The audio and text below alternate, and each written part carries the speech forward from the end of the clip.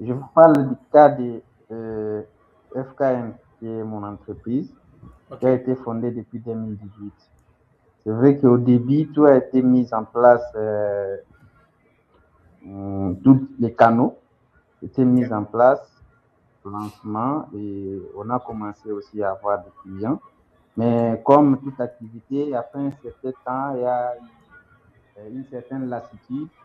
Ok. Parce que c'est pas moi qui gère, il y a un gérant, il y a un directeur de la société. Ok. Moi, je fais que donner des orientations. Et c'est fait qu'il y a certaines choses qui étaient mises en place qui ne sont pas fonctionnelles, qui nous permettaient, par exemple, d'être visibles sur les réseaux sociaux, par exemple. Pour être plus clair, au début, on avait un département d'informatique et l'informaticien était la personne qui était chargée, qui était comme celui qui faisait aussi les community managers. Donc, c'est lui qui Ok. s'occupait des réseaux sociaux, et qui s'occupait des LinkedIn, Facebook. On avait LinkedIn, Facebook et quoi encore. Il y avait trois, je pense. On n'avait pas Instagram. Et on avait les sites de la société qui pouvaient aussi attirer certains prospects et on faisait plus le commercial traditionnel, tel que je l'ai dit tout à Ok. l'heure.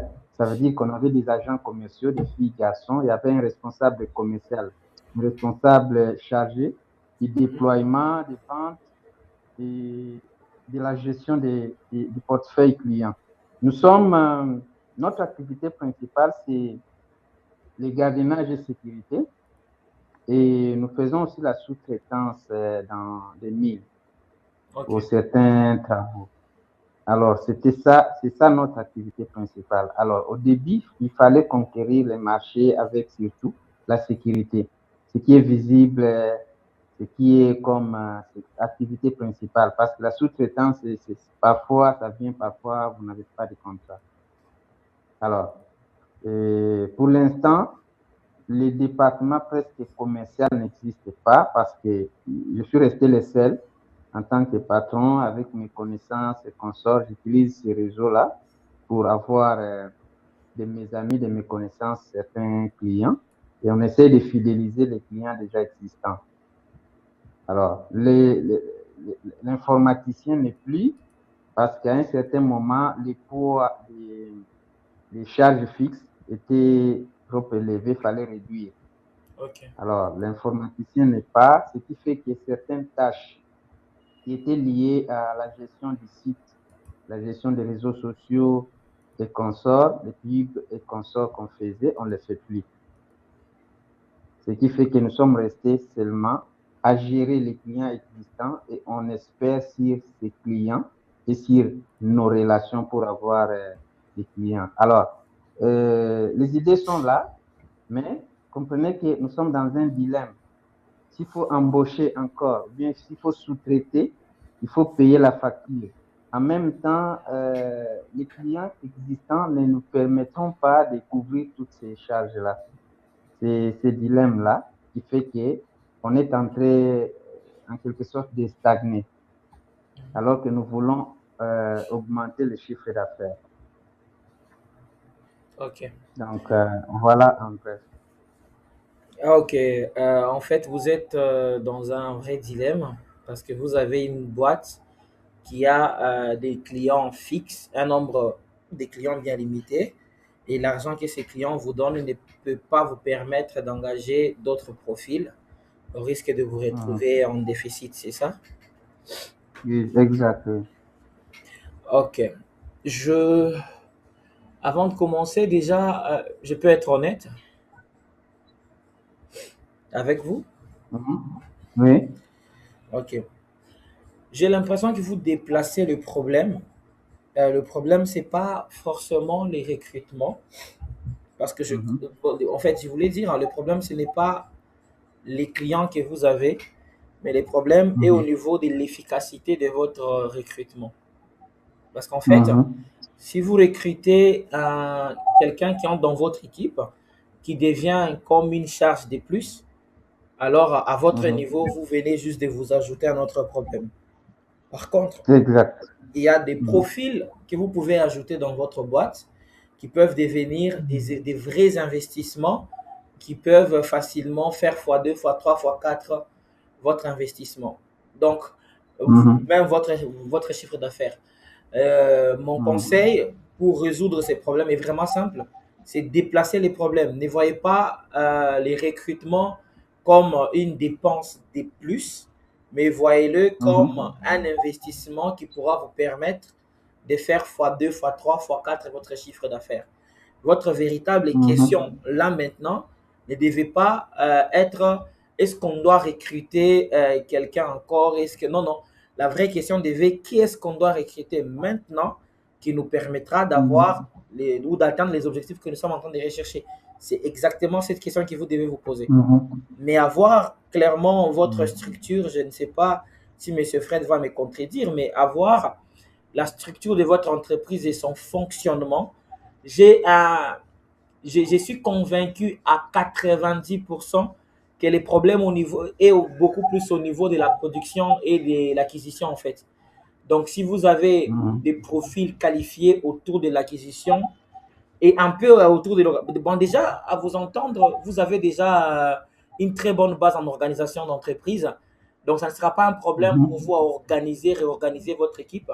Mais les Mhm. vrais combats aujourd'hui, c'est mettre en place un vrai process de chasse de tête qui vous permettra bien sûr Mhm. d'avoir des A-players, comme on les appelle, des gens qui entreront dans votre Mhm. boîte, qui ne vont pas constituer une nouvelle dépense, mais qui vont réellement venir Mhm. apporter de la croissance. Et la question que je vais vous Mhm. poser là maintenant, selon vous, quel est ces profils? Pas deux, un seul profil qui pourra entrer dans votre boîte aujourd'hui et qui crée de la croissance. Ça pourrait être qui? Parce que vous m'avez parlé de l'informaticien. L'informaticien, c'est trop long. Ça englobe beaucoup trop de choses. C'est Mhm. normal qu'il soit une big charge Mhm. pour vous. Parce que quand on dit informaticien, vous m'avez dit qu'il est en train de gérer les sites internet. Aujourd'hui, un agent IA peut faire ça. Il est en train de gérer vos réseaux sociaux. Des agents IA peuvent faire ça. Il est en train de répondre aux messages WhatsApp. Les agents IA peuvent faire ça. Donc, déjà, toutes les charges qu'il était en train de faire aujourd'hui peuvent être remplacées par un agent IA, exactement comme on les fait avec nos clients. Donc, 80% de votre Mhm. boîte aujourd'hui peut être dirigée par des agents IA. Mais le vrai profil que Mhm. vous recherchez aujourd'hui, c'est lequel? Si déjà tout ce que je viens de vous citer là peuvent être dirigés par un système automatisé, vous avez besoin de qui? Euh, En tout cas, s'il faut être sincère, d'abord, cette partie-là, comme tu l'as dit, c'est mon souhait. Ça peut être géré par un agent IA. Là, c'est tout à fait. C'est d'ailleurs les back-office. Ça, j'appelle ça les back-office. Les back-office n'est pas un problème pour l'instant parce que ce n'est pas les back-office qui fait l'acquisition. Pour Exactement. l'instant, j'ai besoin d'un front-office qui soit capable d'affronter le marché. Parce que le plus grand problème, ce n'est pas la visibilité aussi. Le plus grand problème, c'est la concurrence sur le marché. Alors, il faut un agent qui est vraiment agressif sur le marché, un profil qui, je peux dire un profil senior, un senior qui peut, un manager qui est à la fois front office et qui a une vision d'organisation en back office. Parce Ok. que le fait que moi-même, je ne suis pas vraiment dans la boîte, il me faut quelqu'un qui sait traduire la vision que je lui donne, il sait les traduire par des actions concrètes. Donc, j'ai besoin d'un profil senior en... À Moi, management. j'utilise, non, non, pas en management, j'utilise plus le terme commercial, en vente, donc En acquisition, vente. vente et Ok. acquisition. En Oui. closing, en fait, pour être plus précis. Euh, Hum. oui, c'est une idée, hein. C'est vraiment une idée incroyable qui pourra vraiment d'ailleurs marcher. Mais encore une fois, vous avez épinglé un point très important. Vous avez parlé de la concurrence qui est accrue. La concurrence Mhm. n'est pas une mauvaise chose. C'est d'ailleurs un indicateur important qui prouve que les marchés existent réellement sur votre niche. C'est d'ailleurs une preuve Mhm. qui prouve que le marché existe. S'il y a beaucoup trop de concurrence, ça Mhm. signifie que la demande est aussi trop élevée. La seule question Oui. qu'il faudra vous poser aujourd'hui, parce que déjà, j'ai posé la question du recrutement, Mais pour éteindre la concurrence, la seule question que vous devez vous poser peut-être aujourd'hui, c'est comment vous pouvez faire en sorte que votre entreprise devienne une référence sur un marché concurrentiel. Parce que les trucs, c'est quoi? Même les closers ou les spécialistes en vente qui viendra gérer votre boîte, s'il n'a pas des idées claires, une vision claire d'une stratégie qui doit être mise en place, qui lui permettra de, voilà, ça sera comme un, dans les footballs, dans les soccer, on dit un book. Ça signifie qu'il est en train de suivre à la loupe une stratégie pour devenir numéro un. Si vous n'avez pas cette stratégie-là qui vous permettra d'éteindre la concurrence autour de vous, ça sera toujours compliqué. Mais déjà, nous sommes dans une ville comme Lubumbashi où les niveaux du numérique n'est pas vraiment à 90%. Ça signifie que même si vous avez de la concurrence sur votre marché, ils sont en train certainement de faillir quelque part dans les domaines numériques. C'est sûr et certain. Et les acteurs qui arrivent à vous écraser aujourd'hui, c'est vraiment ceux qui ont réussi à mettre en place des stratégies à deux volets, des stratégies organiques et des stratégies en ligne ou payantes en fait, pour être plus précis. Déjà, vous avez déjà essayé de mettre des stratégies organiques, ça signifie que vous avez une équipe sur terrain. Ce qui vous manque aujourd'hui pour probablement aller attaquer certains marchés, en tout cas en face, c'est beaucoup plus une stratégie qui sera beaucoup plus agressive, mais qui doit être en ligne. La visibilité, elle est très importante dans un marché concurrentiel comme Lubumbashi. Plus les gens vous voient, plus ils vont retenir votre image. C'est ce que nous, on appelle en marketing une campagne de notoriété. Ça signifie que les gens gardent les noms de votre entreprise dans leur tête, même s'ils n'achètent pas maintenant, mais quand ils auront besoin de vos services, ils penseront directement à vous. C'est ça. C'est exactement ce genre de stratégie qu'il faut vraiment mettre en place. Je ne peux pas dire épingler les problèmes sans toutefois féliciter quelque chose que j'ai entendu que vous avez dit. Je ne suis plus dans ma boîte, j'ai besoin de quelqu'un. Ça, c'est déjà une réussite pour un entrepreneur. Quand un entrepreneur apprend à regarder sa boîte de l'extérieur, c'est fini. Vous avez déjà fait, je pense, 80% du travail qu'on fait généralement avec les autres entrepreneurs. C'est les apprendre qui ne sont pas dans leur boîte, ils sont à l'extérieur de la boîte, ils doivent engager des gens qui doivent conduire leur entreprise. Ça, c'est déjà OK. Alors, je ne sais pas si M. Fred a quelque chose à dire avant qu'on passe à la vitesse supérieure.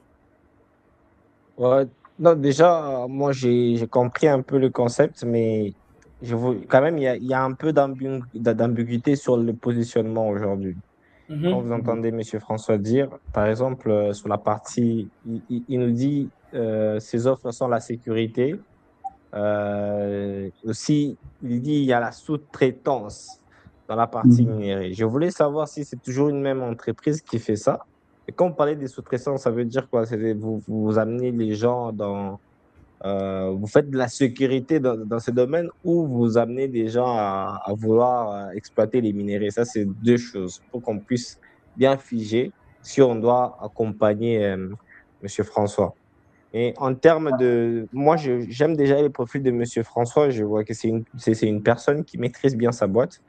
Par son explication, on voit qu'il connaît réellement les vrais problèmes de son entreprise. Et aujourd'hui, une phrase qu'il a dit, il n'a pas besoin de la visibilité, mais ça, c'est pas vrai, c'est faux aujourd'hui. Aujourd'hui, la visibilité compte. Comme M. Samuel vous a dit, on pourra très bien vous expliquer en détail. Et je pense qu'il y a plusieurs points. Aujourd'hui, M. Jacques, s'il faudra toucher à des points selon les problèmes qu'il vient de nous dire, c'est aller plus sur la partie, multiplier plus son acquisition. C'est ce que moi, j'essaie un peu de comprendre sur son problème. Mais je vous laisse d'abord avancer. Après, on va voir c'est quoi la finalité. OK. OK. Je vais clarifier d'abord les points de la sous-traitance.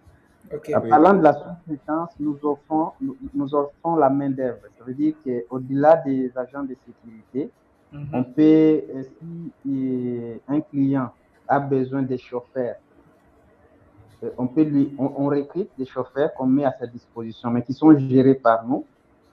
Et s'il a besoin nous faisons aussi le cleaning et nous fournissons aussi des pièces, engins et certaines choses dont les entreprises minières ont besoin pour leur travail.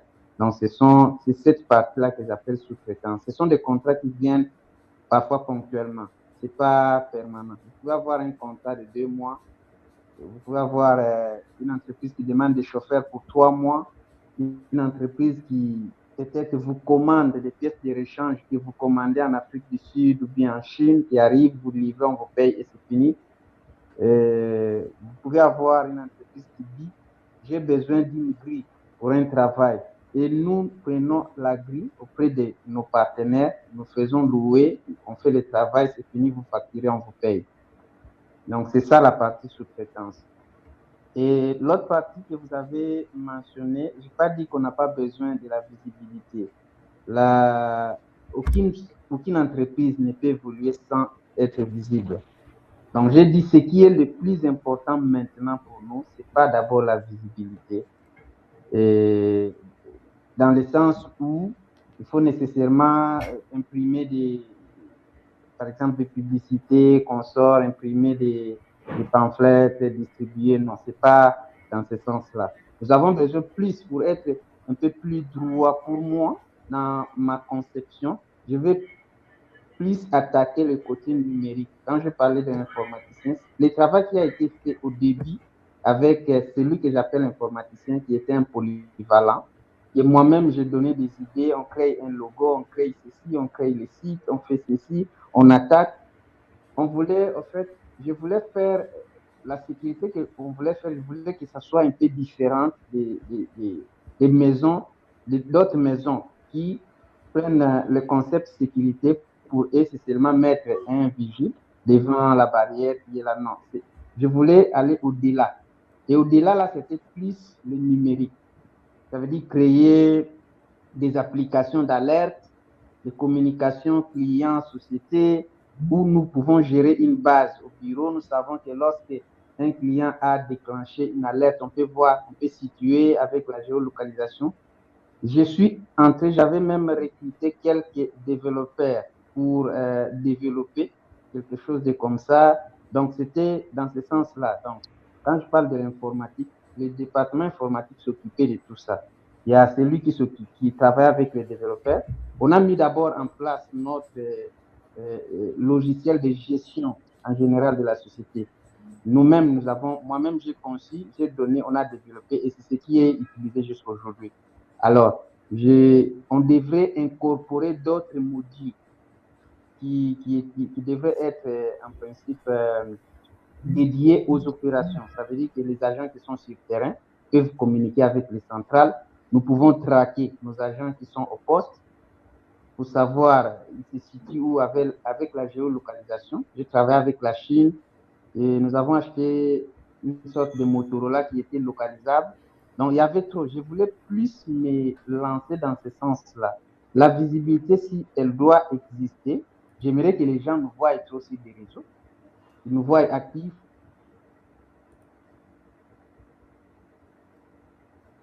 Mais pas de la visibilité où on doit faire imprimer des badges, afficher, c'est notre entreprise, ou soit des véhicules, on remplit des véhicules décorés. Non, ce n'est pas cette visibilité. J'aimerais qu'on attaque le marché sur cet angle-là pour permettre l'acquisition des nouveaux clients. Ah, ok. Ok. Ça, c'est très, très intéressant. Votre logiciel de gestion fait quoi exactement? Le logiciel de gestion a été conçu pour gérer la comptabilité, pour gérer les clients, la base de données des clients, le CRM. Ah ouais? Oui, ça a été conçu pour notamment aussi gérer les stocks. Ça veut dire, vous voyez, avec la sécurité, lorsqu'on dote des équipements de sécurité, on doit être en mesure de les traquer. Parce qu'un agent qui quitte le boulot, qui part avec la tenue, avec le Motorola, il peut commettre des forfaits au nom de la société. Donc, cette partie aussi était inclue, la gestion des stocks et consorts. Donc, en fait, ça a 5 modules. Nous avons le module des ressources humaines, gestion des ressources humaines. Nous avons la comptabilité et finance. Nous avons les commerciales, les opérations et la gestion des stocks. Ce sont les 5 modules qui sont incorporés, mais il y a une partie qui ne fonctionne pas parce qu'on n'a pas fini le développement. La partie qui concerne les opérations et la gestion des stocks. Mais les 3 autres modules fonctionnent jusqu'à aujourd'hui. Dans votre CRM aujourd'hui, vous avez combien de customers, des clients? Combien de?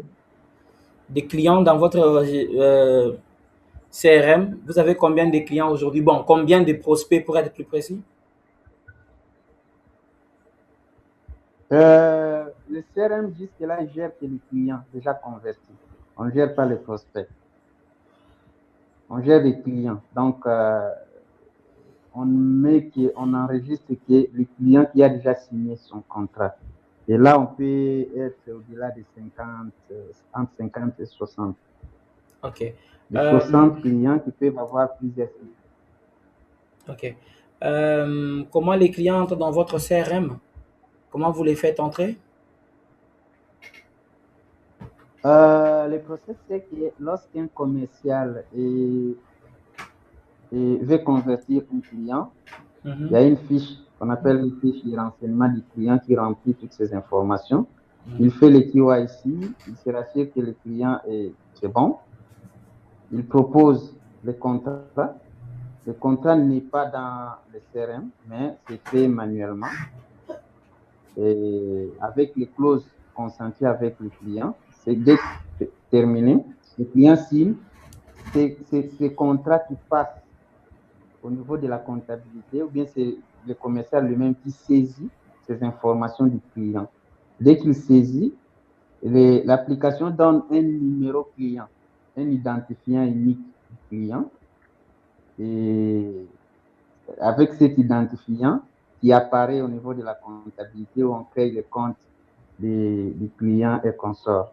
Donc, toutes les informations sont saisies au niveau du CRM et la comptabilité prend le relais. Chaque département va utiliser l'identifiant du client pour faire ce qu'il a à faire.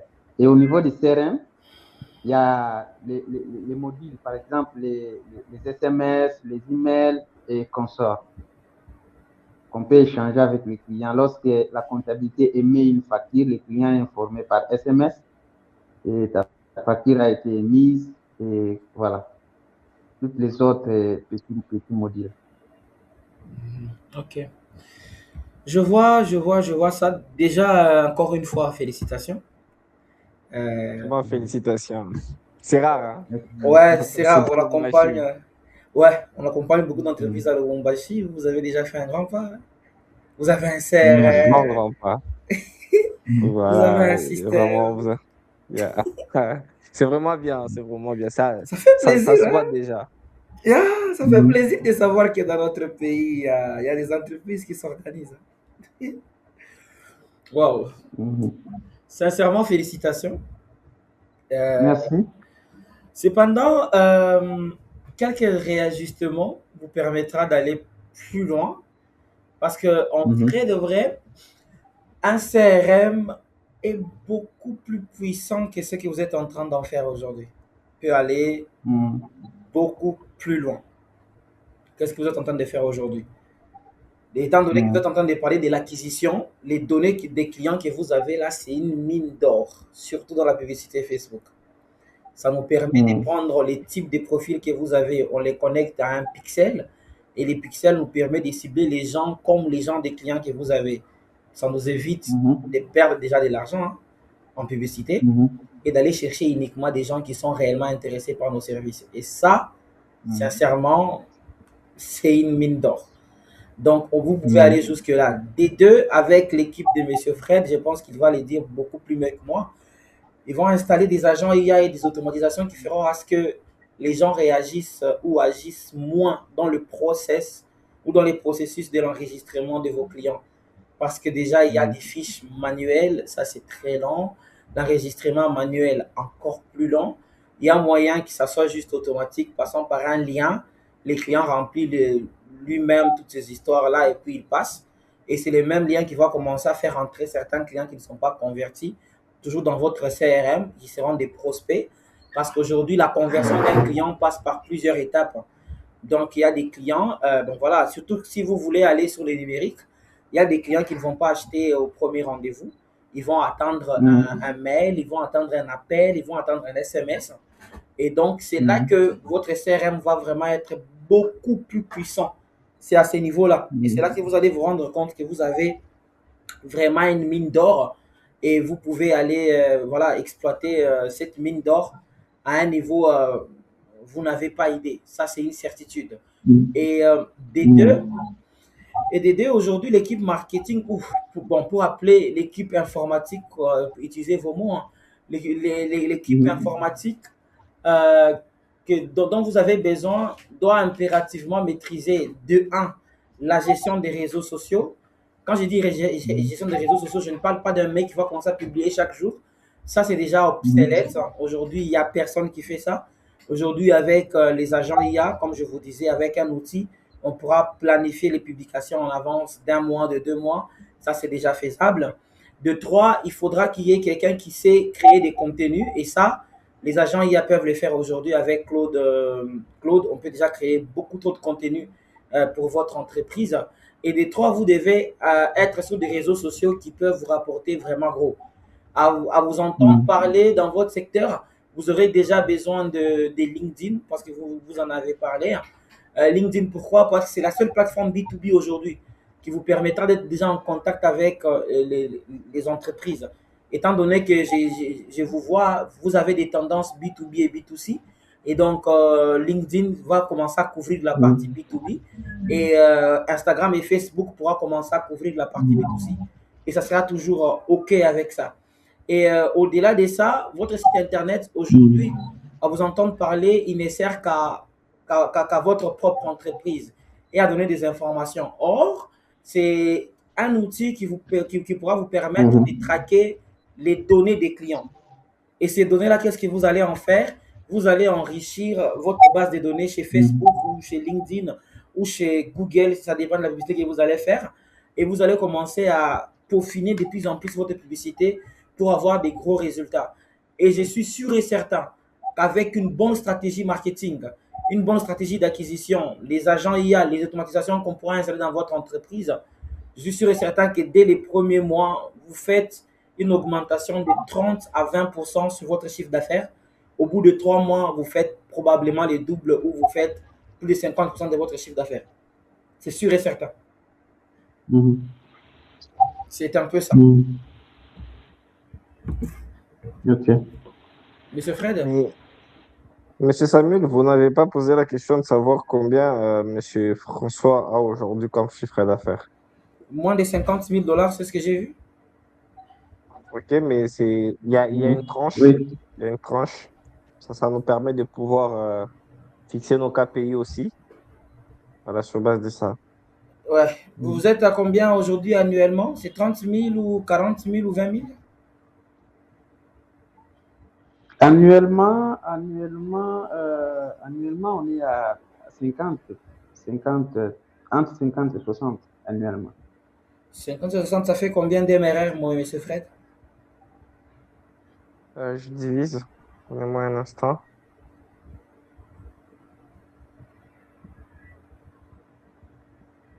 Ça fait à peu près 4100, je peux dire. 4100 $ d'MRR. Et vous avez une Oui. équipe de combien, monsieur François? De 13 personnes?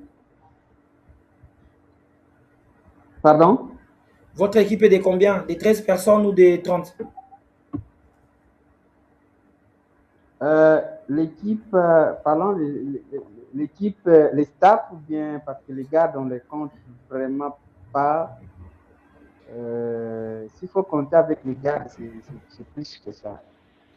Ben, vous les Mais payez, n'est-ce l'équipe pas, de par pilote, mois, c'est non? moins de 10. Ils sont payés, les gars, Oui, bien sûr. je suis sûr. Et Oui, les donc, gars sont payés. voilà, donc ils font partie de votre équipe parce qu'ils touchent à votre trésorerie. Non, non. Les chiffres, oh, la masse salariale, c'est pas 4 000, c'est plus que ça.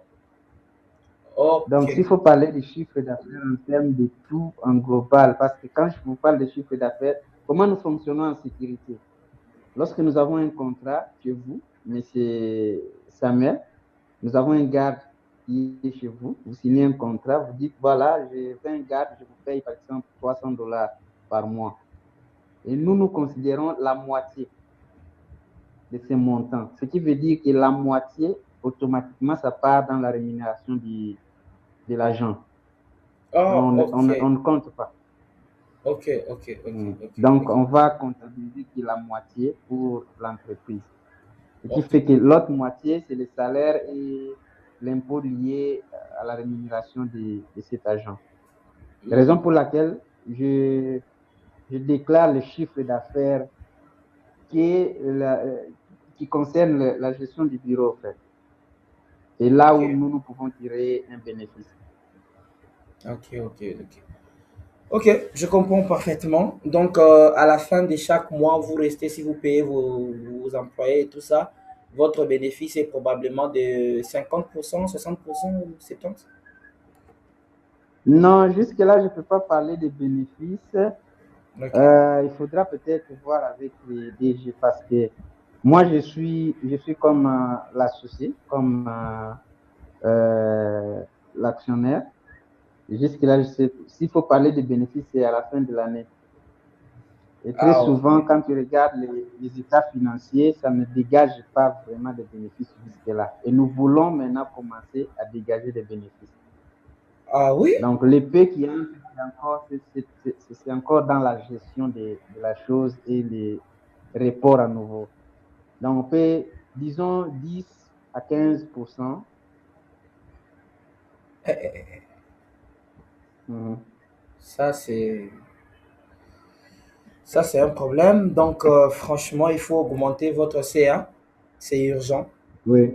Une boîte qui Mhm. dégage 10% des bénéfices, ouf, Mhm. il y a un problème sérieux en interne. Et d'ailleurs, c'est vraiment des... Vous avez des réflexes intéressants, franchement. Avoir dissous déjà l'équipe marketing, je trouve que c'était une bonne idée. Et si vous pouvez les remplacer l'équipe par des agents IA, et même en interne, je suis sûr et certain qu'il y a des gens... c'est pas en mal que je l'ai dit. Après tout, mon travail à moi, c'est de vous aider. Mais je suis sûr et certain que dans Mhm. votre équipe, il y a des gens qui sont censés être remplacés par un agent IA.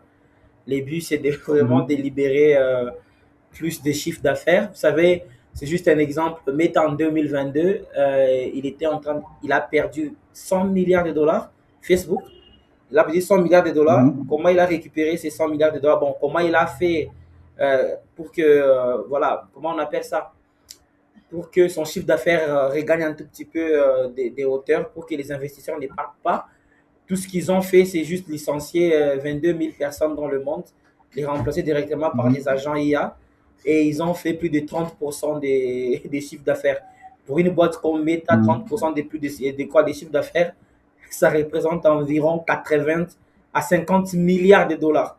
Juste en se débarrassant des Mhm. gens qui peuvent être remplacés par des agents IA. Donc, en fait, ce qu'on va faire, c'est beaucoup plus je pense que c'est pas la dernière fois, je suis sûr que c'est pas la dernière fois qu'on parle. Donc, on aura le temps d'évaluer à l'intérieur vraiment, d'évaluer les gens qui fait quoi, qu'est-ce qu'ils font. Est-ce qu'il n'y a pas moyen peut-être de mettre une automatisation pour que l'entreprise respire Mhm. un tout petit peu? Ça, c'est très, très important. Après tout, c'est l'entrepreneuriat. L'émotion, on doit mettre ça de côté, après tout. Et donc, c'est vraiment ça le travail qu'on va essayer de faire. Regarder les postes des gens. Est-ce qu'il n'y a pas moyen de mettre un agent IA? Est-ce qu'il n'y a pas moyen d'automatiser? Est-ce qu'il n'y a pas moyen de faire ça? Au-delà de tout ça, on va ajouter bien sûr une stratégie d'enfer en marketing digital pour que, voilà, au bout d'un mois déjà, comme je vous ai dit, 30% ou 20% de votre chiffre d'affaires, c'est déjà intéressant le mois. Et si on répète ça chaque mois, je suis sûr et certain qu'avant la fin de cette année, on pourra peut-être probablement vous aider à augmenter votre marge. Peut-être pas des 100%, mais probablement des 50 ou 40. Je suis sûr et certain. Mhm. Et ça, Parfait. c'est intéressant. Mhm. Monsieur Fred, Des questions? Non, pour moi, j'ai compris ce que vous venez de dire. C'est clair pour moi. Voilà, c'est un peu ça, Monsieur François. Vous avez des questions aussi? Je suis sûr qu'il y en a. Euh, bon, jusque-là, pas de questions, mais je suis, j'ai hâte de savoir ce que vous allez me proposer parce que là, vous comprenez que c'est mon entreprise est en difficulté. C'est, j'ai, j'ai vite sauté sur ce que j'ai vu sur vous parce que j'étais déjà dans la phase de restructuration rapide de la société. Et il y a déjà des travaux qui avaient commencé. Parce que moi, je suis financier. D'abord, j'ai commencé par restructurer le bilan de la société avec les associés, et dont l'assemblée est prévue dans quelques jours pour voir s'il y a toute la partie financière. Donc, j'ai fini et maintenant, je dois attaquer la partie commerciale, ce que je suis en train de faire avec vous pour voir comment on peut répartir les bonnes bases rapidement et redonner la forme à la société telle qu'elle était au début. Parce que quand je vous dis déjà que les bénéfices sont presque inexistants, donc inexistants plutôt. Donc, pour moi, l'objectif, c'est de dégager, de commencer à dégager. Et ça ne passera que par l'acquisition des clients. Parce que nous sommes une entreprise de services. On ne gagne que si on a des clients. Si on n'a pas de clients qui nous payent, c'est difficile. Et acquérir des clients, ça requiert des stratégies. Donc, voilà pourquoi je vous sollicite. J'ai vraiment hâte de savoir ce que vous me proposez et comment je peux me redresser. D'accord. Alors, si on vous donnait une décision, maintenant là, ça sera faux, hein? Faux et archi faux. Parce qu'en réalité, ça va demander 1 à 2 heures avec mon équipe. Ce qu'on va faire, on envoie un document toujours à tous nos clients, c'est une proposition commerciale. En gros, il y a un peu, j'aime pas appeler ça devis parce que ça va vraiment au-delà de ça. C'est vraiment une proposition commerciale. On va vous détailler toute la stratégie qu'on va mettre en place. On va déployer le tout sur ces papiers-là, sur ces documents. On va vous les envoyer. Après, on va organiser une réunion et on aura une réunion basée déjà sur les documents qu'on va vous envoyer. On va en discuter, on verra comment on pourra collaborer plus tard. C'est tout ce que je peux faire. Je ne sais pas si vous aurez les temps les samedis à la même heure.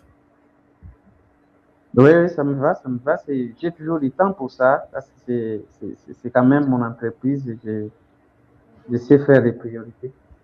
D'accord. Donc, demain, on va travailler sur les documents en question à proposition commerciale. Et les samedis, déjà très tôt matin, je pense aux environs des 12 heures, on va directement vous envoyer les documents en question. Vous allez dire, souligner ce qui vous intéresse, ce qui ne vous intéresse pas, vous allez enlever, il n'y a pas de problème. Après, on va en discuter en réunion comme on le fait déjà là. Et je suis sûr et certain qu'on va trouver une conclusion déjà dès les samedis. Je suis sûr et certain. D'accord, ça me va. D'accord. Dernière chose, M. Samuel, on aura besoin Ok. des liens des réseaux sociaux pour faire un audit avec notre équipe. D'accord. Vous pouvez nous envoyer les liens de votre site internet, de vos réseaux sociaux. C'est possible? Oui, oui, c'est possible, je vais le faire. D'accord. Merci beaucoup. Et de votre logo aussi, si vous avez. Bon, on verra les logos Merci sur vos et réseaux bonne sociaux. soirée. Merci à vous aussi. Merci. D'accord, il n'y a pas de souci. Ok. En tout cas, ça a été Bon. un plaisir pour moi. Ok. Ah C'est oui. très intéressant. Oui, oui. Le plaisir est très Merci partagé. beaucoup. Ok.